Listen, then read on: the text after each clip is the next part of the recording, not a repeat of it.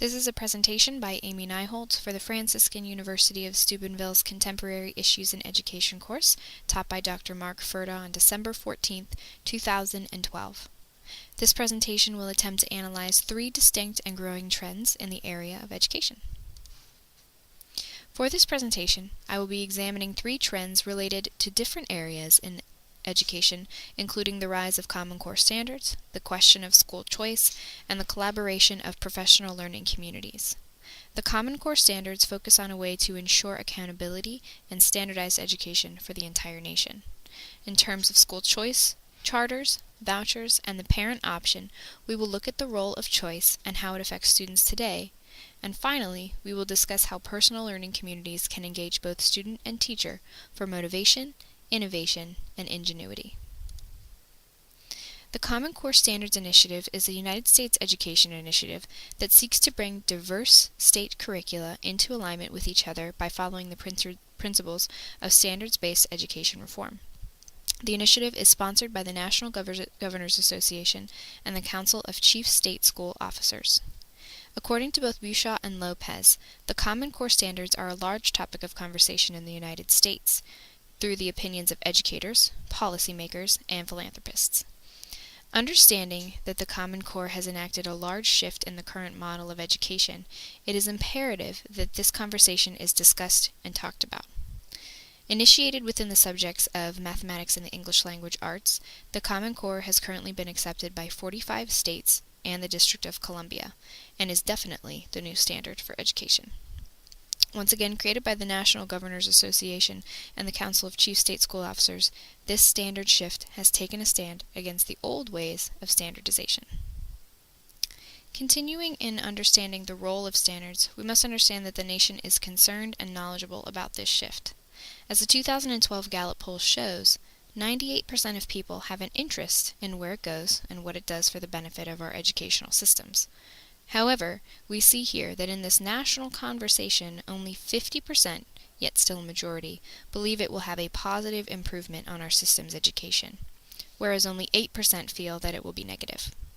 40% show that they believe it will have little effect. However, looking at the way in which the nation has entered into this conversation is important to note when we discuss these kinds of trends.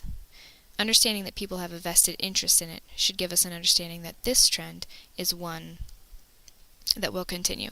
In this way, interest is integral. Continuing in the idea that interest is integral, the interest for the benefit of the Common Core deals with 2 very specific ideals in current education. Global competition and a consistency of quality are also 2 important trends that the public, as well as educators, have to interpret and deal with. Shown by the Gallup poll, a majority of our nation believes that with the Common Core standards, we will be more competitive than we were with other testing systems and standards. 37% still feel that we will have no effect, sticking to the last polls on its overall effectiveness. In terms of consistency and quality and the larger set of polled United States citizens, 75% of those polled believe that it will improve the consistency across the board, making our educational efforts more consistent than what we currently have now. That will affect districts, state, and national levels of student data. While the Common Core seemingly has a popular following among educators, policymakers, and people of the United States, there is still some speculation of what will exactly come about through the utilization of this trend. Is it really any different from the current standard system we see now? Does a renewed set of standards answer the problems of standardization that many are yearning for? Because of this understanding of standards as an educator, I see a few potential threats to schools, including the Pennsylvania Cyber Charter School and schools like it. Because of this renewed sense of standards, government support of educational institutions, with the schools so closely tied to standards set by government officials, can be a dangerous place to rest. In many cases, the government sees a test score and deems it lower than it should be for that district, and therefore districts have these mandates placed on them, not allowing for any sort of growth out of that pit. This is what Marx, in his work 16 Trends and Their Profound Impact on the Future, says about the nature of ill-used standardization. It has the ability to freeze schools and cause them to take several steps behind. It causes students, teachers and districts to step up to the plate, yes, but that may not be possible for the levels of poverty, low-quality teachers, poor family involvement, and lack of funding that is so prevalent in many school districts today. This pass-fail mentality that the Common Core denotes may be highly improbable for many school districts today. Another potential threat to the Pennsylvania Cyber Charter School, as well as others, is this notion of teaching to the test. Simply, renewing standards is not a complete fix to the failures of the first standard systems that were put into place. And therefore, because the format is still placed around standards, that same excuse will be given for the high stakes that surround the numbers and figures that come out of these exams. As Marx argues, our education should be geared toward a shift away from standards and toward personalization. With the following threats to education based in the Common Core standards, Marx asks the following questions in reference to what standardization does to a school district. First one, will high-stakes testing narrow the curriculum? Number 2, do the standards focus on preparing students for the future, or do they freeze the system and its students in its past? Number 3, will students who don't do well on tests or who don't measure up simply give up or drop out or be pushed out of school? Question 4, will pressure created by imposing standards and high-stakes tests without adequate resources to personalize education drive talented teachers and administrators from the field and discourage aspiring educators from pursuing careers in education? These thoughts and more are some of the Common Core threats to schools like the Pennsylvania Cyber Charter School and schools alike. While there are many threats that the Common Core standards could bring about to schools like the Pennsylvania Cyber Charter School and others like it, there are also many opportunities for the Common Core standards and what they bring and offer to schools like that. First, they offer a renewed focus on teacher goals. Standardization is not all bad. When we have a renewed focus on these teacher goals, we can begin to adapt the curriculum, focusing on what states and government officials are saying in these standards, but also the Common Core has a distinct focus on teacher goals. There was a lot of teacher discussion put into the creation of these goals, and therefore we know that their goals are focused on our goals. Also, an opportunity for the Common Core for the Pennsylvania Cyber Charter School would be measurement and comparison. The main function of standards is this issue and denotation of measurement and comparison. We are able to compare ourselves to other districts by being able to see where we measure up, and that is not always a bad thing as well. The third option and opportunity for the Common Core at PA Cyber is a further focus on the learner.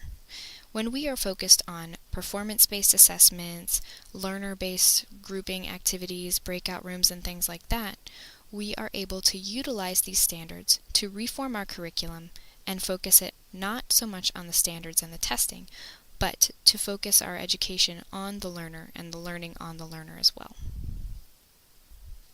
Based out of these threats and opportunities, I've come up with a few recommendations for the utilization of the Common Core standards at the Pennsylvania Cyber Charter School. First, we need a focus on the students' standards. Yes, we have a new set of Common Core standards being engaged in our curriculums and in our schools, but the focus must remain on the student. In the focus on student standards, we could utilize more performance-based tasks that fit alongside and are aligned with the Common Core standards. We could also create unique student-based units, therefore associating the alignment of the Common Core standards with new units, renewed sense of technology, and all of those things that would help the student to feel as if the standards were helping them and not just the districts. I believe that in a timeline for this type of setup, we would need at least one planning year to figure out new ways to implement new different types of assessments and assignments for the students, as well as to sort of refuel our courses and redirect our courses to a more performance-based setting. With that, as I said, the focus on student standards, we would be implementing a renewed curriculum. This renewed curriculum could come about through the focus of curriculum mapping, which the Pennsylvania Cyber Charter School is already in process of, a focus on more performance-based assessments in that renewed curriculum, and then data and research analysis to see what sort of assessments our students are growing to learn more in and what they are showing progress in. And really, our mapping mapping program has been going on for the last 2 years, and we will continue probably for the next 4 years mapping out different departments. Having already done English and mathematics, we are now doing history and science this year and continuing to finish each of those departments year after year. So after about 4 more years of mapping, I believe that we'll begin to implement the maps and see and hopefully be able to do the data and research that goes along with ensuring our students the best education possible. The second trend I will be analyzing today is the issue of school choice. As Bouchot and Lopez noted, the issue of school choice is a trend that is itself trending. Over the last decade of reform and the last decade of this Gallup poll being produced, the issue of school choice has been a constant question in the minds of those in education, performing education, as well as the minds of the parents whose students are in education at this time. As we've seen in the Gallup poll statistics, and as we will continue to see, support for school choice, mainly because of funding, is declining. It shows here in the Gallup poll from Bouchot and Lopez that there is a noted serious statistic for issues on school choice. We see here that the issue of school choice is falling from favor. In 2011, there was 70% of a favorable percentage for those who were in favor of school choice, and that has now dropped to 66% in 2012. We also see that this issue of school choice and its ability to fall from favor is because of financial fears. Looking at the data from 2011 to 2012, we see a 10% drop in those who oppose school choice being publicly funded by their tax dollars. And then finally, in identifying school choice, we see that the failing of the foundation of school choice is based out of this difference here for public school parents in 2012 and the national totals in 2012 who are in favor of school choice being publicly funded. Based out of the identification of school choice, we can see some serious threats to this issue and trend in the United States educational system. First off, there is an issue of funding. As we saw from the statistics, 55% oppose publicly funding school choice, and that is the majority of our national standards. Secondly, another threat to school choice is this unwillingness to change. Douglas Reeves, in his Implementing Change documents and book, gives several ideas for why change will not happen and why there is this unwillingness for change. First off, we have to assume that conflict and disagreement are not only inevitable, but fundamental. We then need to assume that people need pressure to change, but they must be allowed to react, to form their own opinions, to interact with others, obtain assistance, and develop new capacities. And without having that integration and that willingness to change, it probably will not happen. Thirdly, Douglas Reeves says that we should not assume that a lack of implementation means outright rejection of the values embedded in the change or hardcore resistance. Number 4, we should not expect all or even most groups to change. That expectation, sadly, as Reeves said, should stay low. And number 5, we should assume that no amount of knowledge will ever make it totally clear of what action to take. So this unwillingness to change is a very, very key threat to the issue of school choice. Also, we have a degradation of public citizenry. When we think about the communal nature of the public school system, it is often said that there is an unwillingness to change because of the degradation to the community which was once based in public schools. We see this nature of fractured communities by Packett in 2005, his public funding for private education, says that the equity of enhanced choice is not equitable at all. This and many other ways are threats to school choice. There are many threats and very serious threats to the issue of school choice for schools like the Pennsylvania Cyber Charter School. There are also a great many opportunities for school choice and its renewal at schools like the Pennsylvania Cyber Charter School. Firstly, at PA Cyber, our motto is ISPI. It stands for Innovation, Service, Professionalism, Integrity, and Excellence. It is, in fact, a motto focusing on the effects of innovation because the school in itself is an innovative school. Set as a cyber charter school, is one of the largest in Pennsylvania and serves over 11,000 students. Therefore, the opportunity for promotion of school choice is inherent in the nature of our school in general. A second opportunity for school choice at PA Cyber is our variety of courses and curriculum. In many cases, students who are not getting the education that they need come to PA Cyber so that they can have that course variety and that challenge of courses in different levels that maybe they were used to in a different school district or school setting, and therefore have a choice of what it is that they want to learn and how they want to learn it. And thirdly, an opportunity for school choice at PA Cyber is a focused community.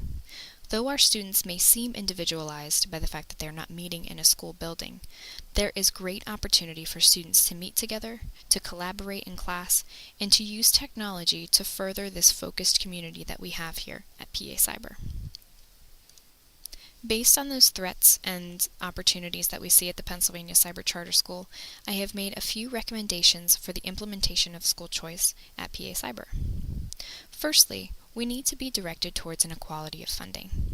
Many of the issues that arise with the media, with newspapers, and with this disagreement between a degraded citizenry is the issue of funding.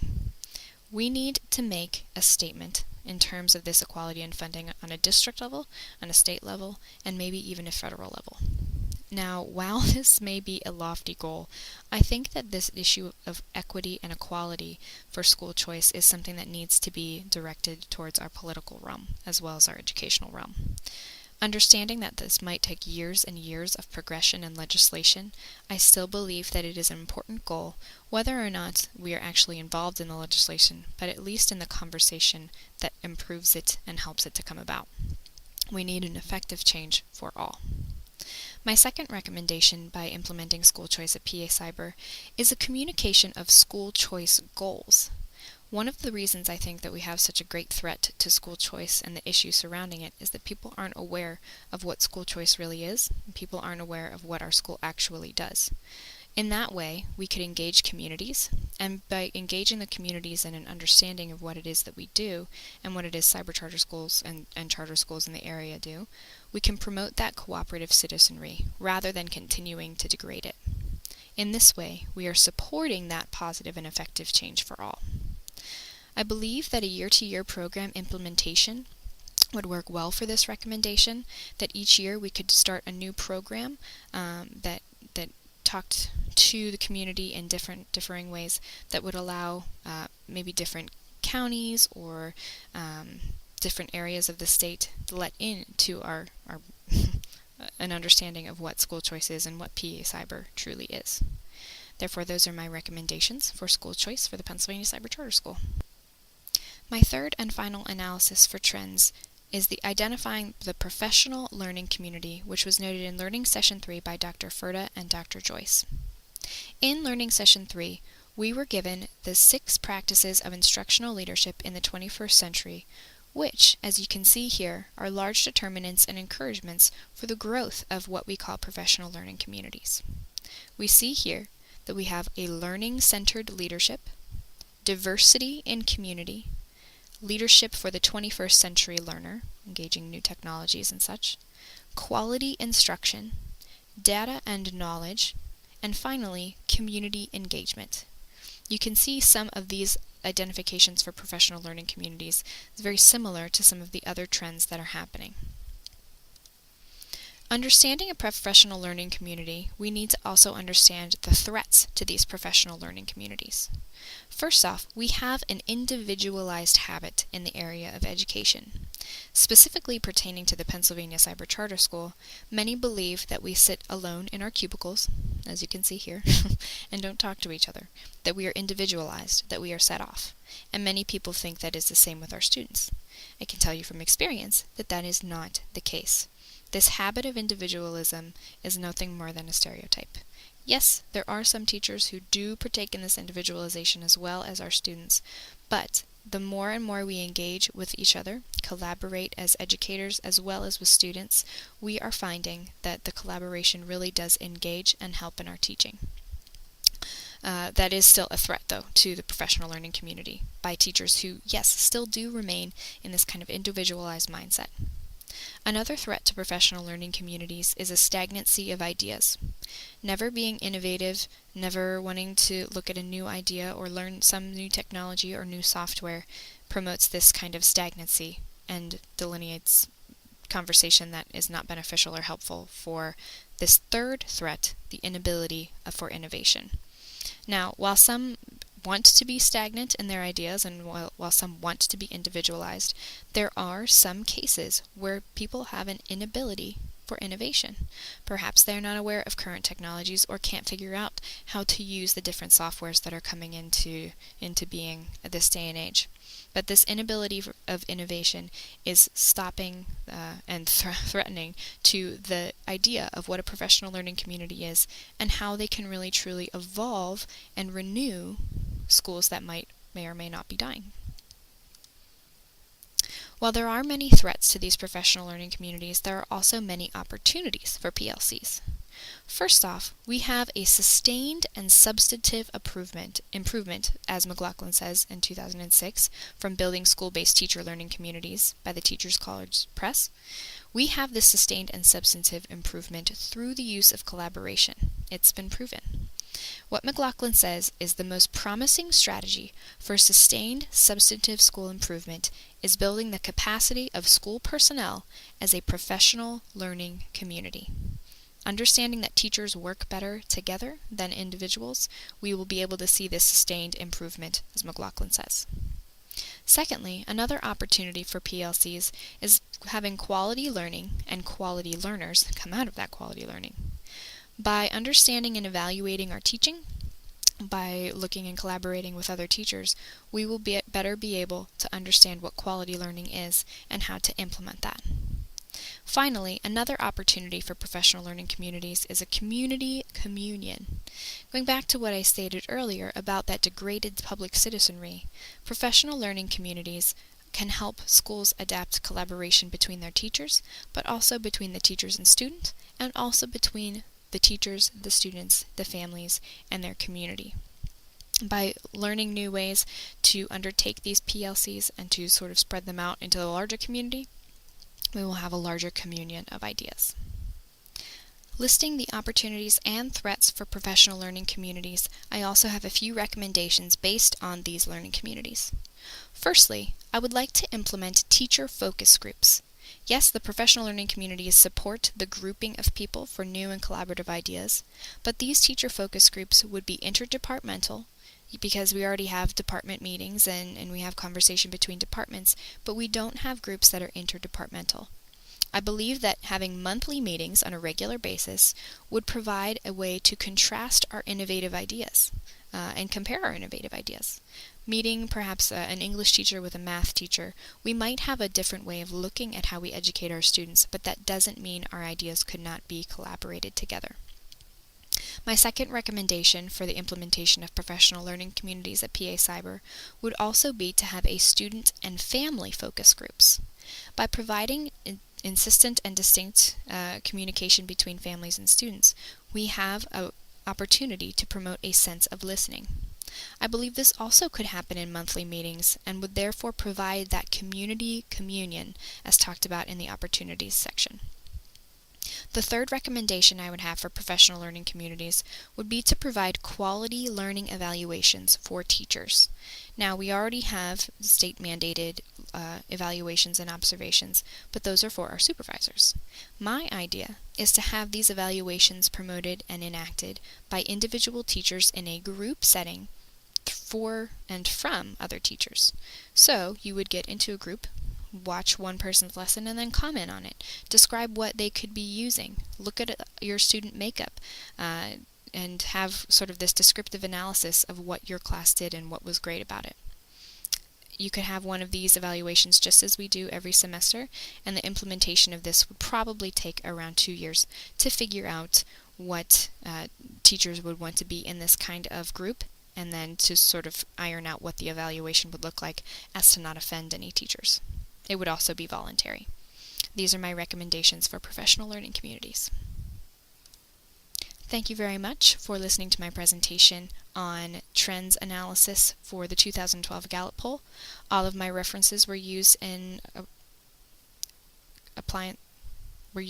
reference correctly following the APA guidelines and standards. Thank you, and have a happy holiday.